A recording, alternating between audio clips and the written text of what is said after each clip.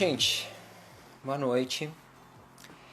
Essa é a terceira edição do Papo que Marca, um projeto da Luz Design que a gente iniciou meados desse ano para tratar de alguns assuntos relacionados ao universo das marcas. A gente tenta abordar a marca em diferentes aspectos, falar um pouco de propósito, falar um pouco de diferenciação, falar de reputação. Então, assunto é o que não falta nesse universo, né? E para essa terceira edição, a gente vai falar de um assunto que a gente não domina, ou seja, um assunto no qual eu não sou especialista, que é moda. Mas eu chamei a especialista para falar comigo, né? Que é a Paula Visonar. A Paula Visonar antes de tudo, uma grande amiga, mas também uma pessoa, uma profissional da área da moda, professora e atuante, ativista no campo da moda, uma pessoa que eu confio bastante e que tem um trabalho muito legal. E a proposta desse Papo que Marca é que a gente discuta um pouco essas interfaces entre branding e moda, porque a gente sabe que em todos os campos, mas no campo da moda entre eles, existem muitos desafios hoje para essas marcas, especialmente as pequenas marcas de moda, se estabelecerem no mercado, ainda mais num momento como este de pandemia. Já estou vendo gente entrando, Vitória, Natasha, Eunice, obrigado pela presença. E, sem mais delongas, vou chamar a nossa convidada de hoje, que é a Paula Visonar, tá ok? Só um minutinho e vamos lá. Chamando a Paula para a gente começar a nossa conversa, nosso papo que marca dessa segunda-feira. Tô entrando, entrei. Olá, tudo bom? Olá, Para variar, tudo? eu organizo o celular, depois eu fico sem cabeça, né? Mas tudo Ah, bem. Tu vai ser a cabeça essa noite, então a minha cabeça não precisa aparecer. tá, Tudo tá bom, Paula? bom. Tudo, querido. Que bom estar aqui contigo, né? Bom, né? Bom, então Aham. vamos seguir virtualmente os nossos papos, que são sempre Por tão favor, gostosos. deixa eu melhorar a luz aqui, vamos ver. Ai, ai. Tá. Vamos lá. Acho que aí deu uma melhoradinha, né? Sempre fica tão escuro, eu sempre dou um jeito na luz, mas acaba ficando sempre escuro, enfim. É que normalmente a luz ela fica atrás da gente, né? Então eu Ah, tenho sempre que dar uma mexida para ter uma luz na minha direção, senão também fica super escuro. Mas pois enfim, é. deixa eu te apresentar então. Ah, Tá. o currículo é grande, então eu preciso pegar minha cola aqui. Só um minutinho. A Paula Zonar Ai, é meu Deus. professora, coordenadora de cursos de pós-graduação em design e articuladora da Escola da Indústria Criativa da Unicinos. Além disso, é consultora de empresas nas áreas de estratégias de inovação aberta, cocriação, geração de cenários de futuro e metodologias criativas, entre muitas coisas, né, Paulo? Entre muitas coisas, exato. Até porque a gente já fez projeto junto, né? Então, Exatamente, né? Parceira de projetos, né? E muitas aham. coisinhas. E muitas Então, Paulo, coisinhas. vamos falar um pouquinho assim do universo da moda e da moda nesse momento assim que é tão desafiador para todas as áreas, né? E a moda está Aham. incluída nesse cenário, tá? Com Uma das certeza. coisas que me fez com que surgisse, né, a ideia de conversar contigo essa noite, foi uma Aham. reflexão que eu fiz sobre o cenário atual e, mais do que isso, tentando inserir a moda nesse contexto, porque tu é uma pessoa que trabalha com muitas pequenas marcas de moda, né? Modas que estão ingressantes nesse mercado. E a Sim. gente sabe que moda é cultura, moda é comportamento, logo moda e marca são coisas indissociáveis. Mas também, por outro Sim. lado, eu fiquei pensando que uma roupa não é como um liquidificador ou Uhum. como um gadget que a gente olha no Mercado Livre e sabe como ele é, sabe a proporção que ele tem, sabe, consegue imaginar como é que ele vai ficar, né? Uma roupa a gente Uhum. veste. Então a gente tem toda essa Sim. dimensão do presencial que se perdeu muito agora, em função da pandemia, mas que a gente percebe que também é uma tendência, né? A gente sabe que o Sim. e-commerce está crescendo exponencialmente e também no mercado Muito. da moda isso é uma realidade. Mas como é que tu enxerga esse fenômeno assim? Como é que a gente consegue desmaterializar uma coisa que é Material. tão material quanto o produto de moda? Nós vamos lá então. Essa é uma pergunta, eu te falei, né, que as perguntas que tu me mandou, cada uma delas valia uma live, assim, porque são perguntas, A gente vai aos nossa, pouquinhos. Qualquer coisa a gente é, faz a versão 2, não tem problema nenhum. eu acho que vai precisar. Bom, eu acho que pensando numa perspectiva comportamental, tá? Que eu acho que é o que a gente vai abordar aqui, tá? E entendendo que a dimensão do consumo, então, é uma das instâncias do comportamento, né? A gente tem várias instâncias comportamentais que operam sempre juntas, vamos dizer assim, né? Então, hoje a gente sofre a gente está sofrendo, vem sofrendo desde o início do isolamento em função da pandemia, uma ativação de novos comportamentos, principalmente relacionados à socialidade. Então, a maneira como a gente socializa com as pessoas e se relaciona foi modificada e está sendo cada vez mais permeada pelo digital. É muito comum, eu vou evitar usar a palavra normal, tá? Porque eu acho que essa Uhum. história de novo normal, normatizar coisas, eu acho que não é agora o momento, eu acho que não é o que a gente Uhum. precisa, né? Sim. Mas o mais comum quando a gente passa por uma transformação comportamental é gerar algumas respostas, vamos dizer assim. Então, tem algumas que são mais rápidas e outras que são mais lentas. Houve um crescimento exponencial com relação ao consumo em plataformas digitais, isso é fato. Mas Uhum. esse consumo, ele é um consumo menor em quantidade, né, do que seria o consumo presencial, por exemplo, principalmente quando a gente pensa em produto de moda. E aí, quando eu Uhum. falo produto de moda, eu falo mais especificamente em roupas, acessórios, né? E aí, acessórios, bolsas, calçados, cintos, enfim, acessórios para, inclusive, celular, essas coisas também entram nesse rol, tá?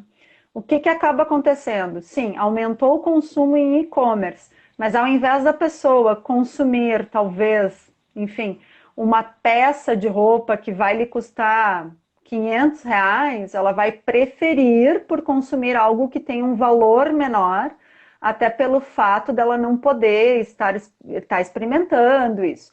E isso eu estou pensando assim, daí, associando isso a pessoas que tenham um comportamento muito mais associado e conectado à importância do físico, tá? Então, a nossa geração, por exemplo, é uma geração que tem dificuldade em comprar Sim. certas coisas no ambiente digital, né? Uhum.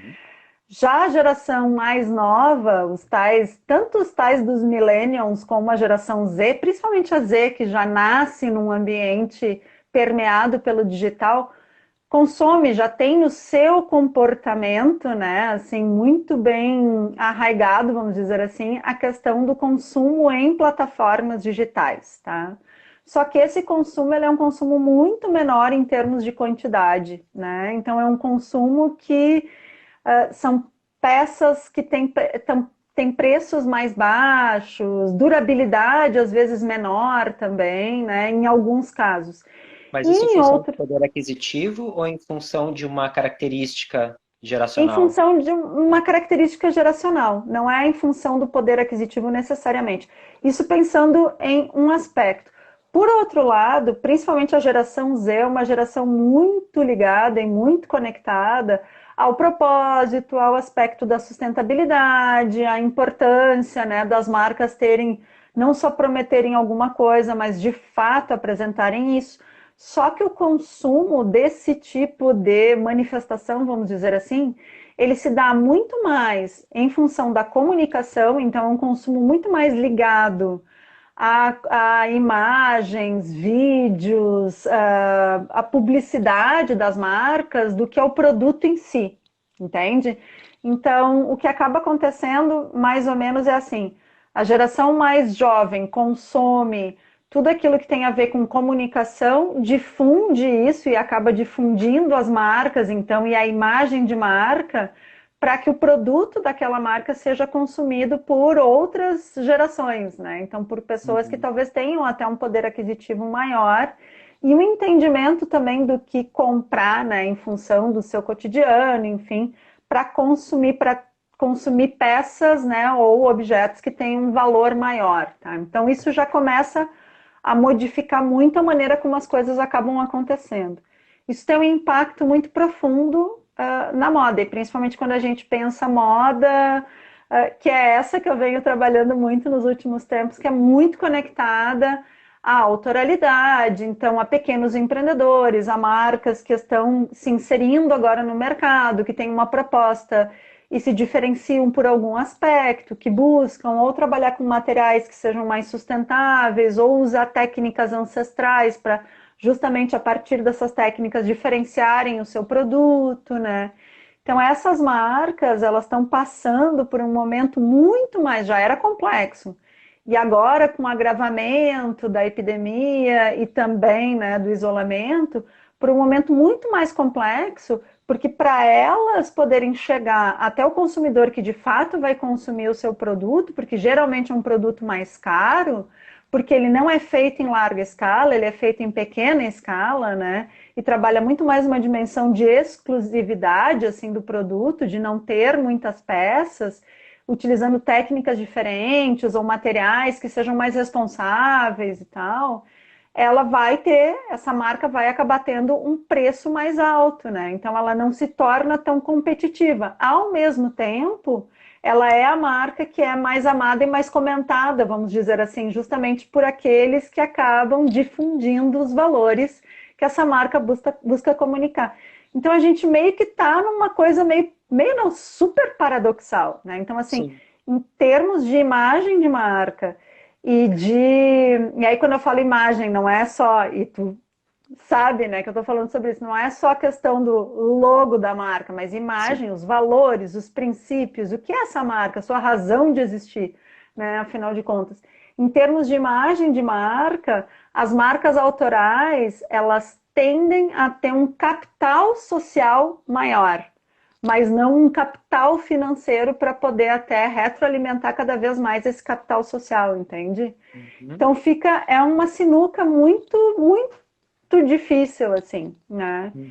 Então, o que eu venho buscando fazer, junto com várias outras pessoas, é justamente dar mais visibilidade para marcas que tenham, né, que sejam autorais e que tenham, então, esse capital social, vamos dizer assim, né? Dar mais visibilidade para isso e, ao mesmo tempo, talvez até educar o consumidor que tem poder aquisitivo para consumir dessas marcas, de que é preferível ele consumir dessas marcas porque elas têm algo para lhe entregar e também porque elas são desse território onde esse mesmo consumidor, vamos dizer, habita, né?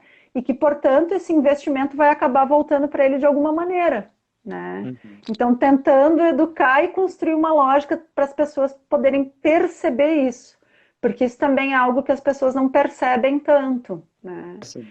E esse movimento não é um movimento que acontece só aqui no Rio Grande do Sul, porque a gente é bairrista e porque, enfim. Não, é um movimento que está acontecendo no mundo todo nesse momento, né? Então, existe no mundo todo um movimento que é de estímulo ao consumo de produto local, de serviços locais, né? Para que as pessoas se conectem com esses pequenos produtores e com esses empreendedores, né? Que estão sofrendo muito em função do isolamento, para que as pessoas possam comprar desses produtores ou comprar os serviços desses empreendedores para manter esses negócios funcionando nesse momento, entendendo que se a gente mantiver esses negócios funcionando, isso de alguma maneira vai voltar em benefícios para nós também. Porque Uhum. são negócios que estão conectados com o ecossistema onde a gente habita, né? Uma cidade é um grande ecossistema de várias Uhum. coisas acontecendo ao mesmo tempo. Então, essa lógica mais de retroalimentação, vamos dizer assim. Sim. Então, o que você está me dizendo, na verdade, é que há um paradoxo, porque Sim. essas pequenas marcas de moda, pelos seus valores, pela sua própria forma, sua própria gênese, elas se conectam muito com essa nova geração. Mas que, ao mesmo Sim. tempo, essa nova geração ela tem um menor poder aquisitivo, né? E, consequentemente, ou, né, na verdade, depende Uhum. da outra geração, e aí, Sim. consequentemente, existe uma aquisição, no final das contas, que é menor do que poderia ser uma outra circunstância, né? Se fosse uma É marca. basicamente isso que eu estou dizendo. Então, estamos no caminho certo, estou entendendo. Estamos no caminho certo. É um paradoxo, mas assim, meio que não tem muito o que fazer, sabe? É tipo o ovo ou a galinha, entende? Quem é que veio antes, quem é que veio depois? Tu vai Uhum. ter que conviver com os dois ao mesmo tempo. Então, assim, é um paradoxo porque talvez em função desse paradoxo algumas empresas fechem e quando, poxa, quando uma marca de moda, pensando só em ecossistema da moda, quando uma marca de moda fecha, é uma série de pessoas que depende daquela marca que também vão ser prejudicadas, porque a marca não é só o autor, né? Tem as Uhum. modelistas, as costureiras, as cortadeiras, modelos, fotógrafos, é uma série de pessoas que acaba dependendo de cada uma dessas marcas. Então, no Uhum. momento que um empreendimento fecha, essas pessoas todas também saem prejudicadas. Né? Claro. E como é que a gente faz para trabalhar isso e manter isso, né? Sendo para além do capital social, entende? Acho que esse é Sim. o grande desafio. Uhum. Tu citasse brevemente alguns elementos de diferenciação, que é um tema que a gente fala bastante em branding, né? Quer dizer, Claro, como eu construo diferenciação?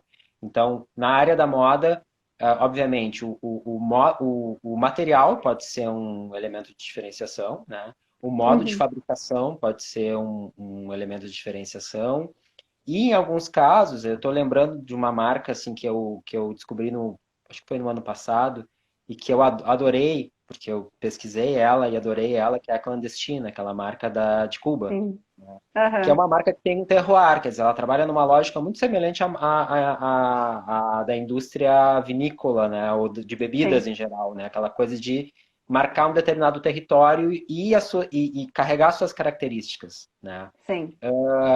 Que outras estratégias que tu tem identificado nessas marcas de tentativas de diferenciação, assim, tentativas de se posicionar, de se apresentar de uma forma diferente no mercado?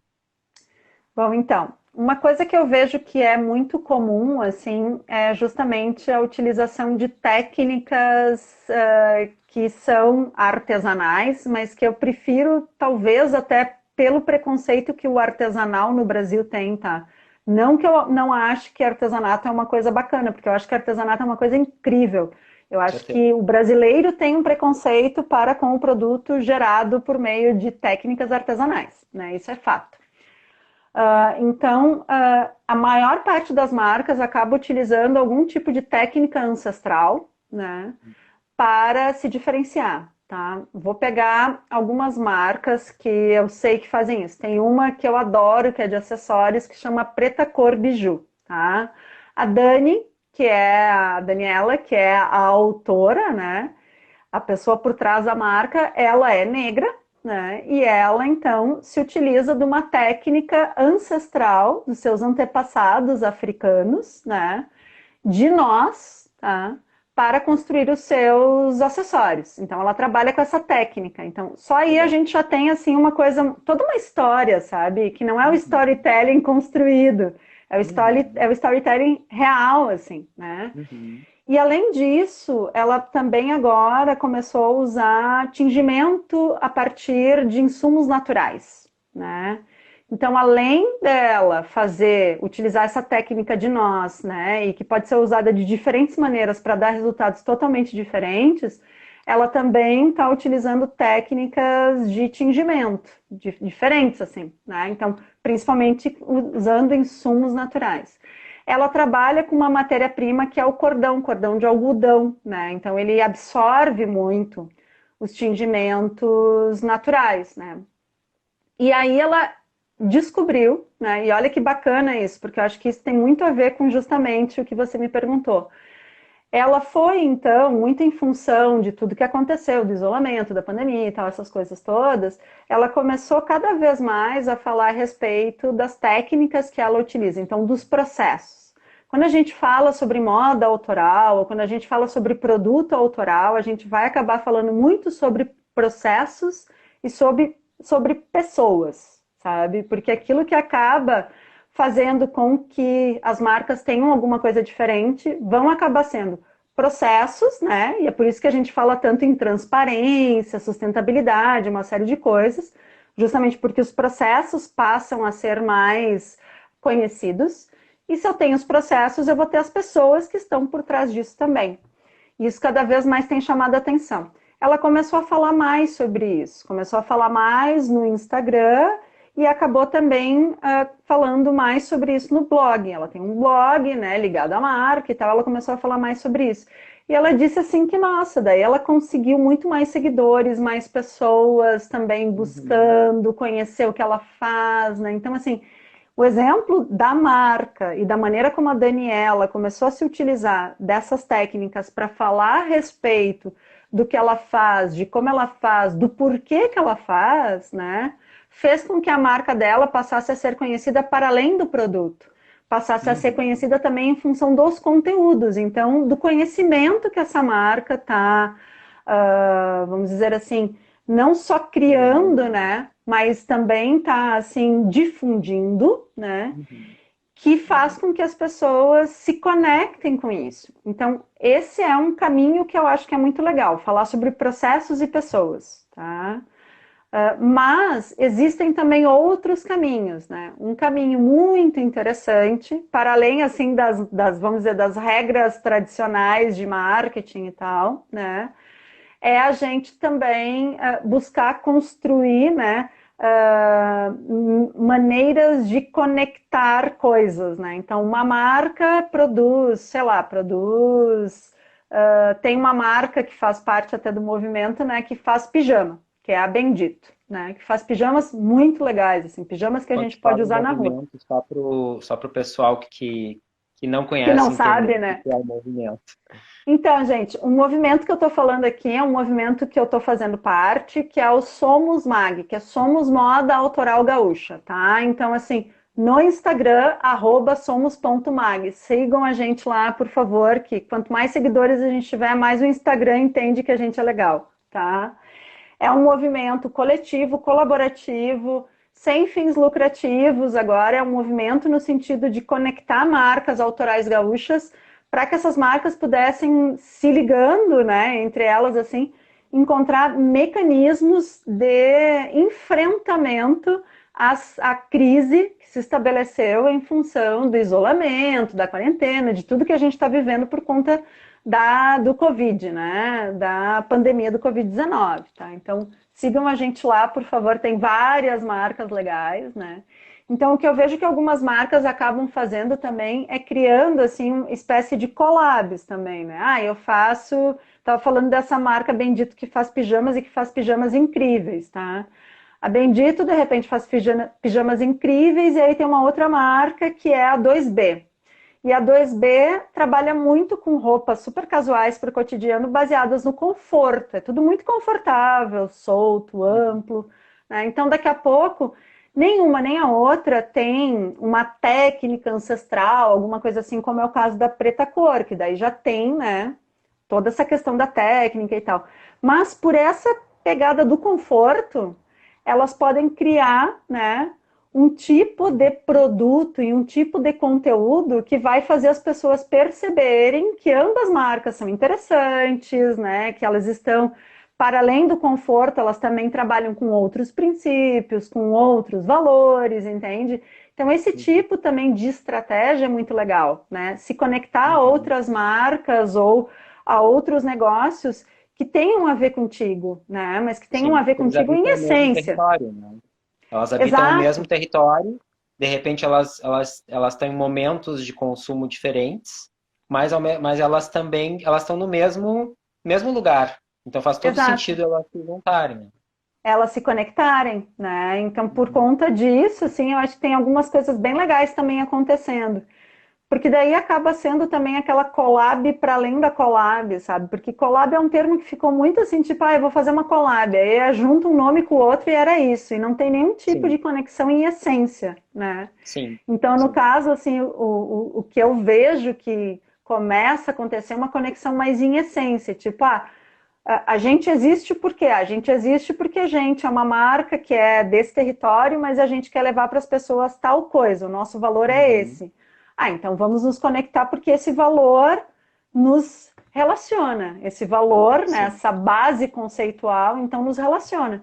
E a partir disso vamos pensar em alguma coisa, vamos pensar numa, sei lá, numa coleção cápsula, né? Uma coleção cápsula é uma coleção onde todas as peças combinam entre elas, tá? Vamos Uhum. pensar numa coleção cápsula, ou daqui a pouco, não numa coleção, vamos pensar num serviço, alguma coisa que a gente possa criar junto. Então, essa eu acho que é uma outra estratégia bem interessante também, né? Claro que existem Uhum. várias outras, tá, Henrique? Eu estou colocando duas aqui porque eu vejo que essas duas, elas são possíveis, né? Vamos dizer assim, estratégias viáveis, né? Elas são possíveis, elas às vezes estão ali na cara e muitas vezes a gente não se dá conta, principalmente porque a maior parte das marcas de moda trabalha muito a partir do produto e muito pouco pensando em tudo isso que está por trás. Né? Não pensa em todo o conhecimento, não pensa nos serviços que podem ser desenvolvidos, não pensa, não se enxerga a partir de uma estratégia de comunicação, então não consegue trabalhar a coisa de uma maneira sistêmica, sabe? Né? Não consegue conectar as coisas. E, cara, hoje, se tu não trabalhar de maneira sistêmica, tu morre, né? Acho que isso é Claro. uma coisa muito importante, né? E vai muito ao encontro justamente do que a gente pode fazer trabalhando numa lógica de branding, né? É uma gestão de Claro. marca que, por sua vez, também vai operar dessa maneira sistêmica ou buscando estabelecer mecanismos para que se opere de maneira sistêmica, né? Claro, exatamente, né? Porque É, não adianta tu ter simplesmente um bom produto, né? Assim exato, como também não adianta tu ter uma boa comunicação, né? Tu tem que ter as exato, duas coisas e, de preferência, tu ter um propósito por trás que vai alicerçar todas essas e todo esse desenvolvimento, né? Então, exato. mesmo como tu disse, mesmo que o teu propósito ou mesmo que a tua origem não seja o resgate de um modo de fazer ancestral conectado com a tua cultura, mas tu pode Uhum, ter um valor fundamental que é o conforto e em cima desse valor tu construir todo um ecossistema, né? Que exato. vai repercutir nas outras pontas, vai repercutir na comunicação, vai repercutir no serviço que tu vai oferecer, na forma como tu vai embalar o teu produto, enfim, tu pode gerar todo um universo a partir de um determinado valor que faz sentido para o consumidor, né? Então não tem nenhum problema com Exato. relação a isso. E eu acho que muitas E vezes, só complementando, assim, muitas uhum, vezes quando a gente fala em propósito, as pessoas ficam procurando coisas assim, tipo, eu tenho que fazer uma coisa a mais, assim, eu tenho que ser mais profunda, eu tenho que. Não necessariamente, sabe? Eu acho que a gente uhum, tem que entregar uma verdade. Se essa verdade, né, pegando o caso do conforto, se essa verdade é o conforto, porque você quer gerar bem-estar para as pessoas que uhum. usarem aquele produto porque ele é confortável, porque ele permite uma liberdade de movimento e tal.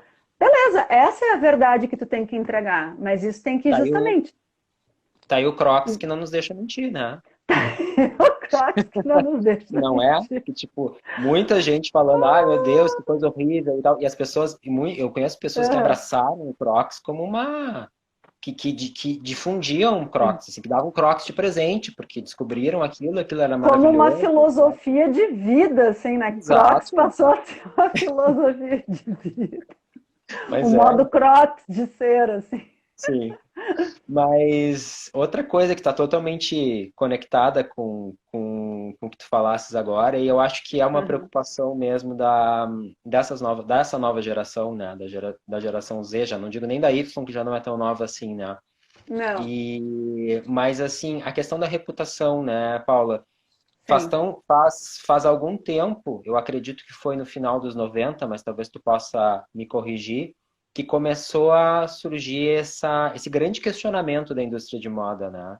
Que veio esse movimento anti-marcas, ele surgiu muito pelo viés da moda, né? De Sim. questionar as condições pelas quais os produtos de moda eram produzidos, especialmente em países subdesenvolvidos, né?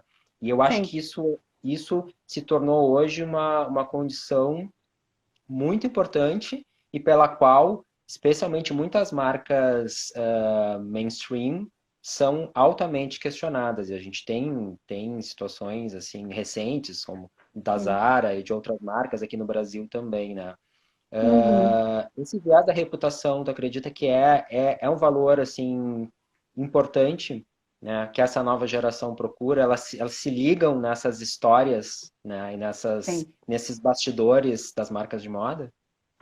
Sim, porque de novo são esses dois P's, assim, né? Processos e pessoas. Se eu não conhecer processos e as pessoas, eu também vou acabar não me conectando com o que a marca me apresenta enquanto produto, enquanto serviço ou até enquanto experiência, né? Existem, e acho que a questão da moda ter levantado talvez essa bandeira, não sei se é. Depois virou uma bandeira, no início virou assim, chutou a pedra, né? Depois a pedra acabou se transformando numa bandeira, tá? Tem a ver talvez com uma responsabilidade que a própria moda tem naquilo que a gente conhece como sociedade de consumo, né? Então, assim, Uhum. se a gente for assim, vamos lá atrás, né? Vamos recuperar a história, vamos olhar lá atrás, Revolução Industrial, então, ali século XVIII, né? Ela aconteceu muito em função da indústria de tecidos, tá? Muito, especialmente, né, em função da indústria de tecidos, algodão, lã, né? Especialmente essas duas matérias-primas, assim, que eram as mais consumidas no mundo todo. E daí a gente pode conectar isso a uma série de coisas, não só a produção do tecido em si, mas também a produção da própria matéria-prima, algodão e lã, né? Então, assim, o algodão que era produzido em fazendas, especialmente nos Estados Unidos, né? Aqui no Brasil também, tinha a América Latina toda tinha uma produção de algodão muito considerável, o Brasil ainda tem.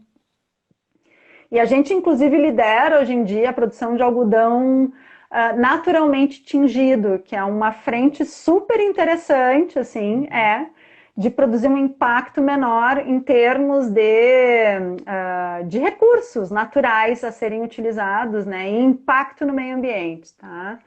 Mas então, a gente tinha uma produção muito grande de algodão no mundo todo, né? E o país que liderou isso foi a Inglaterra, porque a Inglaterra sempre teve, vamos dizer assim, na sua história, sempre trabalhou muito com matérias-primas para a produção de tecidos, né? Então, acabou liderando essa revolução industrial também, né? E isso estava muito ligado, claro, à indústria não de moda, porque moda ainda era uma coisa, não era um termo tão conhecido, mas a indústria de roupa, né, do mundo todo, mas também a indústria de tecido que era utilizado para outras coisas. Por exemplo, as casas tinham forração de tecido. Tu foi para a Inglaterra e tu deve ter visto, né? Assim como algumas até hoje têm forração e elas de fato, inclusive, não tem um cheiro muito bom em função disso, né? Porque acaba mofando, uma série de coisas, mas muitas casas são forradas de tecido. O tecido também era usado para a própria navegação, então se tinha uma demanda muito maior também por tecido, especialmente algodão, de diferentes escalas, assim, vamos dizer, né, de melhorias e beneficiamentos, né, porque a gente tem os algodões super populares e os algodões super bons, assim, no sentido de qualidade, né, para fazer roupas, né, enfim. Mas tudo é algodão no final e tudo vai depender também do mesmo maquinário para ser produzido, tá? Bom, então vamos dizer assim que ali foi dado o pontapé inicial para a gente estabelecer vários mecanismos conectados à sociedade de consumo, né? E como ela acabou, então, encontrando o seu viés mais perverso, que é o consumismo, porque consumo a gente sempre consome, a gente consome desde sempre. No Uhum. momento em que o consumo se torna consumismo, aí ele passa a ser uma outra coisa, né? E Uhum. especialmente no caso da sociedade ocidental, ele passa a ser uma doença, tá? E isso tem muito a ver com globalização, com uma série de coisas que hoje é super positivo, mas que quando começou também trouxe aí uma semente de coisas não muito positivas. Dentre elas, justamente, o aspecto do consumo desenfreado de bens, né? E de uma Onde a moda promessa. entrou muito forte, né? E Na a moda verdade, entrou a muito moda ela forte acaba nisso. sendo quase que um espelho desse movimento, embora o consumismo esteja em diversas outras áreas, né? Mas a gente Sim. associa a moda muito com a ideia de consumismo, né? É que o consumismo, o que, que ele acaba fazendo? Ele faz com que as pessoas tenham a necessidade de consumir bens, né, para poder se estabelecerem enquanto sujeitos, né? Então, assim, a pessoa só se torna um ente social no momento em que ela tem os bens, né? Então, os bens é como se refletissem em alguma coisa que ela quer comunicar às pessoas. E Uhum. nesse caso, aquilo que a gente bota em cima do nosso corpo, né, é super importante, porque daí aquilo que eu coloco em cima do meu corpo comunica, né, Uhum. muito, tá? E claro que aí depois, ali nos anos, especialmente final dos anos 90, né, com a multiplicação dos gadgets, então do computador, celular, tablet, né, tudo que a gente passou a ter mais acesso nos anos 2000, então esse corpo ele se expandiu para essas próteses, né? O celular é quase uma prótese, o tablet também, o próprio computador. Então a gente também acabou desdobrando esse consumismo para outros objetos, né? Para além do nós daquilo que vai sobre o nosso corpo e que é mais visível, né? Não estou nem levando em consideração aqui o consumo de bens para casa, porque casa é uma coisa talvez um pouco mais limitada, assim, as pessoas não veem tanto, né? O que a gente coloca sobre o nosso corpo, sim, é mais visível. Tá? Bom, então, em função desses dois momentos, pegando esses dois momentos, né, lá, início da Revolução Industrial e depois, quando se estabeleceu esse consumismo, né, foi para além do consumo, se tornou consumismo, a moda foi um grande alavancador, né, desses dois movimentos, tá? Então, eu acho que ela tem, sim, uma responsabilidade, talvez até ética, sabe, de trazer uma solução, porque, afinal de Claro. contas, ela tem uma responsabilidade muito grande nisso, né? Uhum. E a indústria de moda, ela é muito grande no mundo todo e ela é a segunda que mais polui, né? Então, que mais polui, que mais causa dano ao meio ambiente e que mais utiliza recursos naturais para poder produzir objetos. Ela só perde para a indústria automobilística, tá? Nossa. E talvez agora, né, nesse momento de pandemia, talvez ela passe até a ser a primeira, porque as pessoas estão consumindo bem menos automóveis, né? Sim. E é uma Então, se tendência. isso, exato, se isso Mas roupa perdurar, não tem né? como. Oi? Roupa não tem como, em princípio, né? Roupa não tem como, exato. Agora eu posso deixar de consumir carro, né? Ou eu posso deixar de consumir, enfim, todas as outras coisas que têm a ver com a indústria automobilística, que não é só carro, né? Mas eu posso deixar de consumir tudo isso, mas roupa não. Então, talvez em função desse momento, se esse momento de isolamento perdurar, talvez a moda passe a ser a primeira em termos de prejuízos ao meio ambiente.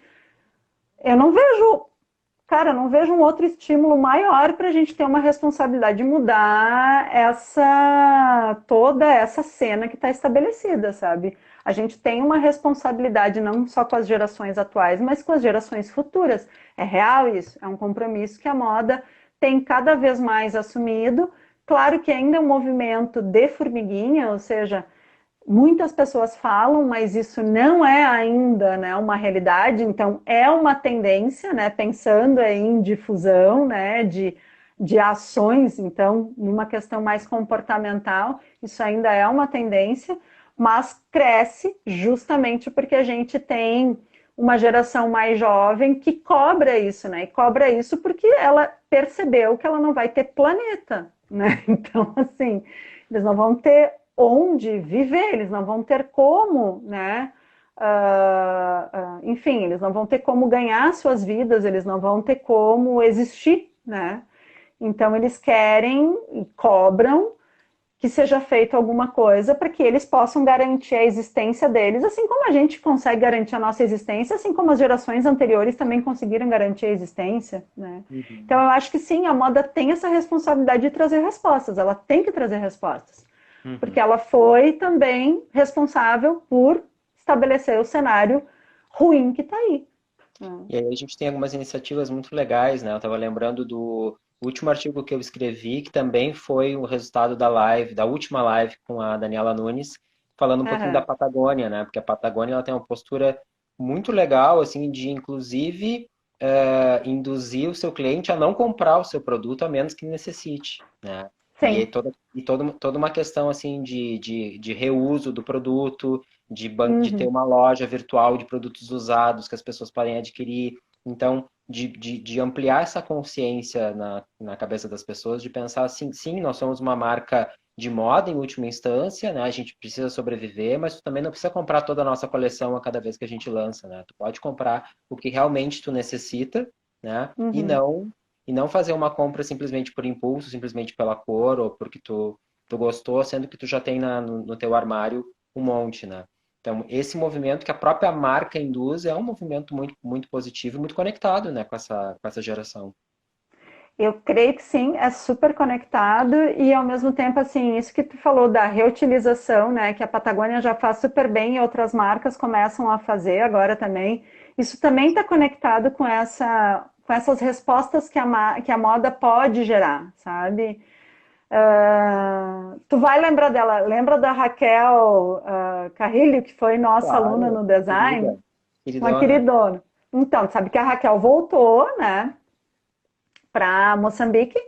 Sim. E só que ela teve, acho que foi ano passado. Ano passado ela teve fazendo um giro aqui, né? E veio até aqui no Rio Grande do Sul, veio para Porto Alegre, revisitou a Unicinos e tal. E ela estava aqui quando teve a semana do Fashion Revolution, né? E a gente teve um evento na Unicinos lá, junto com, né, com a moda principalmente, né?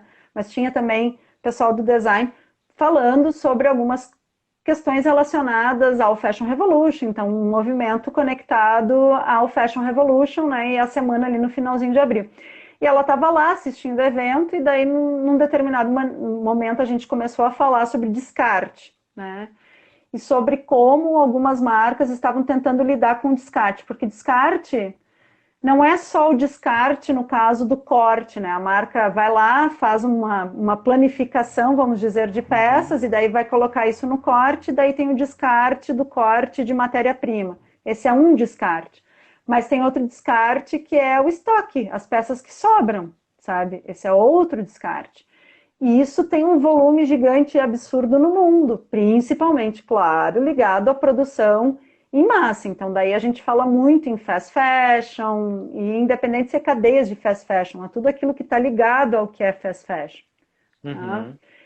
E aí a gente estava falando sobre isso, e num dado momento a Raquel falou: Olha, é muito legal tudo isso que vocês estão falando e tal, mas eu gostaria que vocês dessem uma volta em Moçambique, porque assim, aquilo que é descarte para vocês, lá em Moçambique está sendo vendido na rua, vai lá para gente, sabe? Né? Então aquilo que Uhum. vocês acham que vocês descartam está poluindo o nosso cotidiano. Né? Uhum. E eu me dei conta de se, cara, ninguém faz essa reflexão, sabe? Para onde é que vai tudo isso que daqui a pouco é estoque e que não volta para prateleira e que, sabe, principalmente, né, quando a gente fala em fast fashion, não volta para prateleira, não volta para arara, não volta para loja porque passou aquela tendência de produto, então tem que descartar aquilo. Vai para onde isso? Ah, a marca tem uma responsabilidade de dar um destino, ela dá um destino. Só que esse destino gera mais lixo num outro lugar. Uhum. É E isso é que a gente isso. está falando de coisas que eventualmente ainda poderão ser utilizadas por alguém, né? Existem Exato. outras indústrias que leva a sucata mesmo, né? E normalmente para países africanos. Então existe Exato. essa outra responsabilidade embutida que a gente não pensa, né? Porque como se É. saísse da nossa frente, não existe mais. Só que Isso existe, está saiu da no minha mundo, está vista. poluindo, né? E É. está repercutindo também, né? Então Exato. tem todas essas questões envolvidas, né? É. E, meu Deus, já passou 45 minutos. Eu te Eu te falei que disse que a era gente bom. ia ter que Eu te ficar disse que mais era tempo. bom ter uns três ou quatro, umas três ou quatro perguntas na manga, né? Bibiana tá Uhum. mandando Oi um pra beijo. gente. Oi, Oi, Bibiana, Bibi. tudo bom? Ah, e aí, eu fico pensando o seguinte: todo mundo falando no tal do novo Uhum. normal, que na verdade, né, sabemos que não devemos normalizar, mas acho que algumas Exato. coisas, eu acho que esse fenômeno que a gente está vivendo, pela duração dele, né? Pelo fato de não ter sido uma coisa assim, ok, a gente fica em casa um mês, depois volta tudo ao normal. Eu Sim. acho que realmente nos afetou profundamente, assim, individualmente como sociedade, né? Então, eu acho que Sim. algumas coisas não voltarão a ser como antes. Como é que tu vê assim o futuro da moda pós-pandemia, assim? Como é que tu acha que as coisas vão começar, vai ser um novo 2019 ou realmente vão ter coisas que alguns paradigmas que vão mudar a partir de agora? Bom, então, vamos lá. Primeiro que toda transformação, ela demanda tempo, né? Então, não Sim. é porque a gente está passando, por isso que a gente está passando agora, que no pós-pandemia a gente simplesmente vai surgir o novo homem, assim, né? Ou a nova moda. Não, isso vai demorar. Mas, sim, eu tenho muito falado sobre isso, né? Sobre a moda do futuro, mas não um futuro, o futuro, né? Lá adiante. Não, um Uhum. futuro que é já, né?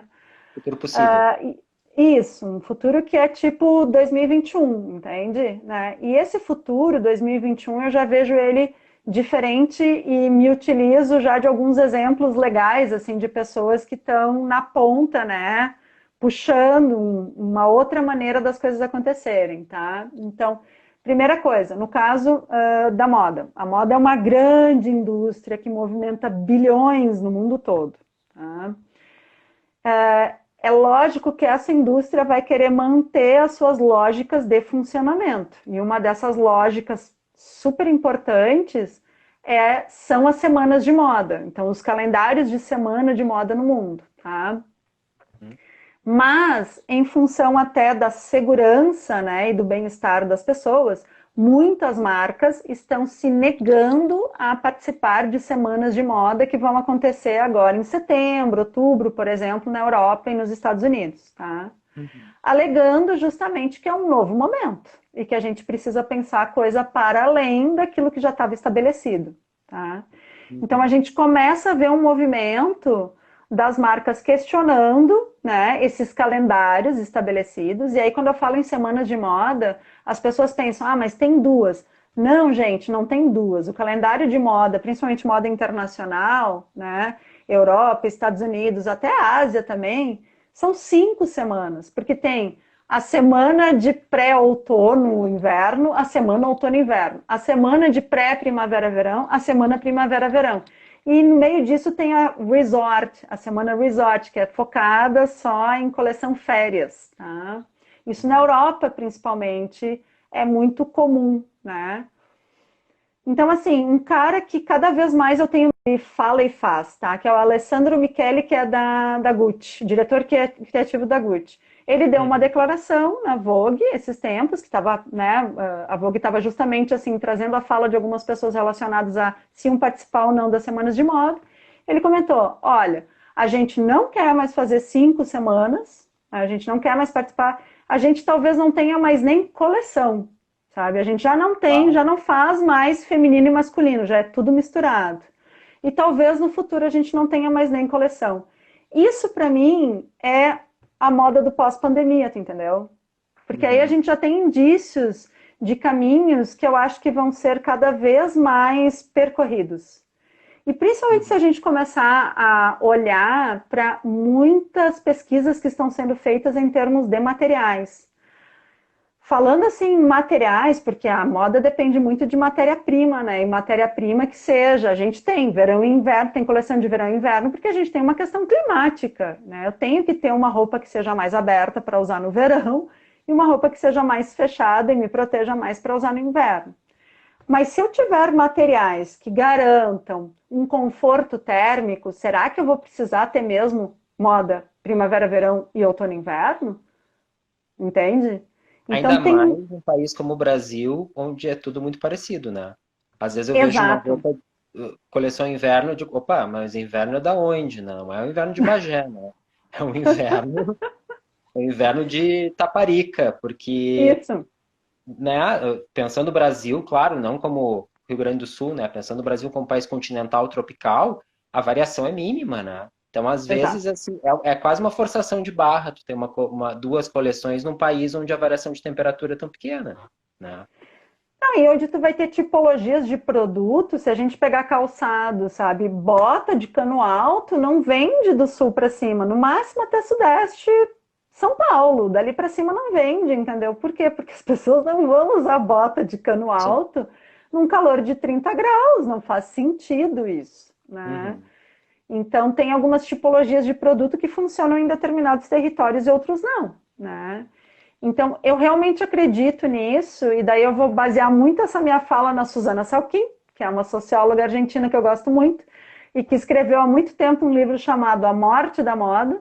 E quando ela fala da morte da moda, ela não fala da morte da moda, ou seja, da moda enquanto expressão, né, de uma ideia, enquanto uma maneira das pessoas muito ligada a design, vamos dizer assim, né, enquanto maneira das pessoas projetarem alguma coisa. Não, ela fala da morte da moda enquanto esse sistema que depende dessas lógicas estabelecidas.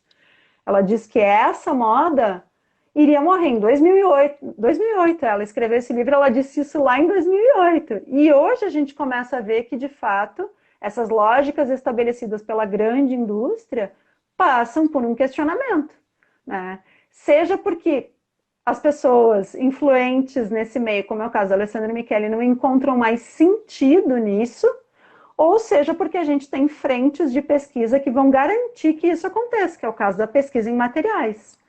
A gente já tem materiais que estão sendo pesquisados para que eles possam ser utilizados em caso de pandemia, como agora. Então, que eu use uma roupa que ela seja antivírus, por exemplo. A gente já tem, isso é uma pesquisa que está super, inclusive ganhou muita aceleração agora, né? A gente já tem isso. Junto a essa pesquisa, a gente já tem toda uma pesquisa de materiais biodegradáveis, que é uma outra frente muito legal, que é justamente para ter menos impacto negativo, né? Então, materiais que possam ser consumidos pela Terra, vamos dizer assim, né? Rápido, não demorem 400, 500 anos ou que nunca, né, sejam, enfim, consumidos, né? Voltem a serem elementos do meio ambiente. E a gente tem essa outra frente, que é a frente justamente de materiais ou de aplicações sobre materiais que garantam um conforto térmico, que eu não precise mais ter roupa de verão e de inverno, que eu tenha uma mesma roupa para o ano todo. Então, sim, eu acredito nessas frentes, muito. Legal. Então, na verdade, a gente está falando, né, Paula, de duas coisas. De uma nova geração que não engole mais as coisas como eram antes, né? E que reinventa e que reivindica um futuro para si, né? Já que sim, eles têm um futuro pela frente, eles querem ter um futuro, querem ter uma garantia de um futuro legal, né? Exato. E a gente está falando também de uma autocrítica que o próprio setor de moda está fazendo, né? O próprio setor de moda percebendo o seu papel, né? O papel que teve, talvez, no momento né, de construção de um ambiente poluído, sobrecarregado em diversas formas, semanticamente, inclusive, né? E ele sim, se repensando para construir esse novo futuro assim um pouco mais consciente, né? Um pouco mais sustentável, né? Um pouco mais pé no chão, talvez, né? E que bom que esse movimento está acontecendo, né? Porque as pessoas que tu citou são pessoas do próprio campo da moda que estão fazendo esse questionamento. Então é bom que a própria moda está se questionando, né? Não está simplesmente recebendo esses inputs de fora e se assustando, não.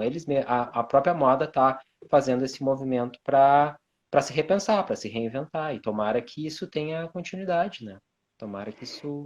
Eu creio que sim, e principalmente quando a gente pensa justamente em tendências comportamentais, assim, a gente pode analisar transformações comportamentais a partir da moda, entende? Né? Para além do produto, gente, não pensem em tendências ligadas a produto, tá? Deixem isso de lado, pensem em questões comportamentais. A moda pauta muitas coisas interessantes e está pautando coisas muito legais nesse momento. Mas não é a moda massificada, com certeza, não é essa. Né? A gente precisa procurar isso. Então, o Alessandro Michele é uma boa dica. Miúcha Prada, que é a diretora criativa da Prada, também é uma super boa dica. Né? Susana Salquinha, essa pensadora maravilhosa, é outra dica incrível, porque ela é uma socióloga que analisa futuro a partir da moda. Então, ela entende que a moda tem esse poder de mostrar indícios do que vai ser o futuro para daqui 10 anos, 15 anos, 20 anos, sabe? Então, essas três pessoas, vamos dizer assim, elas podem nos dar indícios do que vai ser a moda do futuro. Mas, de novo, como eu disse, não do futuro, sabe-se lá quanto. Não, futuro 2021, 2022, o futuro próximo. E a outra pessoa que pode nos dar bons indícios de como será a marca no futuro, a moda no futuro, é a Paula, né? E aí eu vou pegar, vou me permitir pegar a expressão da Ju Schneider que colocou aqui, né? Que aula, Paula. O que ela disse? Que aula, Paula! Ah, Vou começar a usar isso todas as próximas vezes que a gente conversar, tá? ai, que Aprendi muito amor. contigo, como sempre, né? A gente sempre aprende bastante quando a gente conversa. Uhum.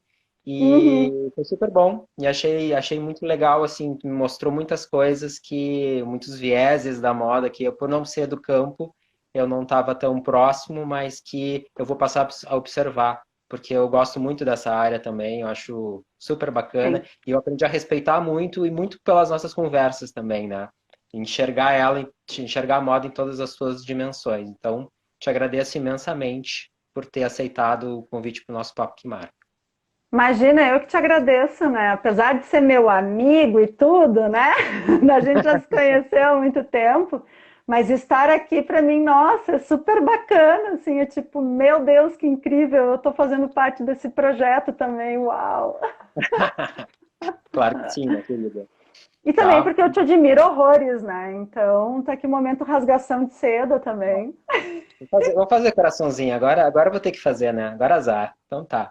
Querida, Ah, um beijão. Muito beijo, obrigado, amor. tá? Imagina. E até uma próxima. Até, meu bem. Beijo. Obrigada. Tchau, tchau. Tchau.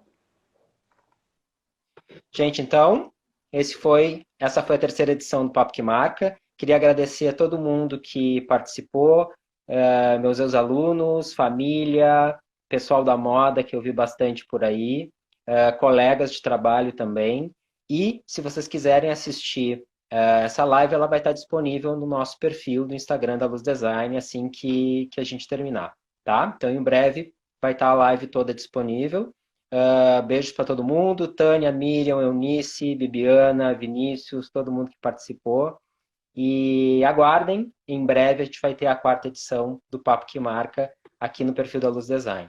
Uma boa semana para todos, uma boa noite e até a próxima.